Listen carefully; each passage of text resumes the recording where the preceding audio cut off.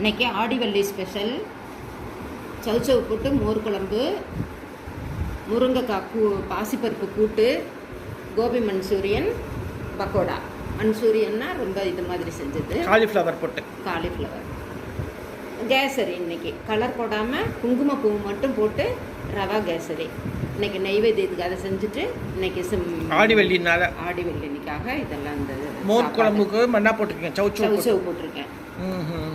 பரவாயில்ல. அப்புறம் மோர், தயிர். தயிர் எப்பொழுதும் போல. கோபி மஞ்சூரியனுக்கு காலிஃப்ளவர் போட்டா, காலிஃப்ளவர் போட்டு கொஞ்சம் பெரிய வெங்காயமும் நீட்டமாக போட்டு அதையும் கொஞ்சம் நேரம் ஊற விடுவீங்களா? இல்லை ஆமாம், ஊற விட்டு தான் செஞ்சு மசாலாலாம் போட்டு ஊற வச்சுருவீங்க. கொஞ்சம் கடலை மாவு, கார்ன்ஃப்ளவர், கொஞ்சம் அரிசி மாவு, ஒரு கொஞ்சம் கோதுமை மாவு, இல்லாட்டினா மைதா மாவு, மிளகா பொடி, கரம் மசாலா இதெல்லாம் போட்டு தான். ஸோ வெள்ளிக்கிழமை ஸ்பெஷல் இன்னைக்கு ஸ்பெஷல் மெனு. ஆமாம், நீங்களும் சாப்பிட்டு பாருங்கள்.